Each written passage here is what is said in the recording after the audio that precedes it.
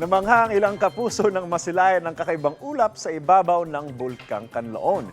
Animoy sombrero na may matingkad na kulay ang ulap na yan sa tuktok ng bulkan. Nakunan niya ng news scooper nating si Lac Huachera noong Biyernes at ayon po sa Pag-asa, lenticular cloud ang tawag sa nasabing klase ng ulap.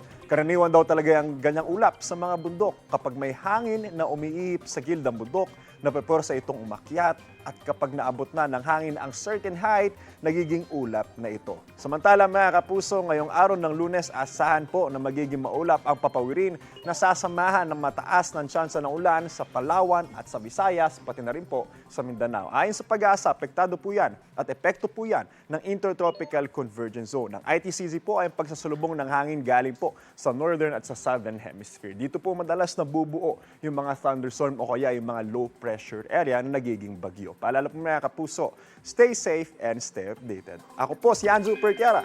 Know the weather before you go. Para mag-safe lagi, mga kapuso.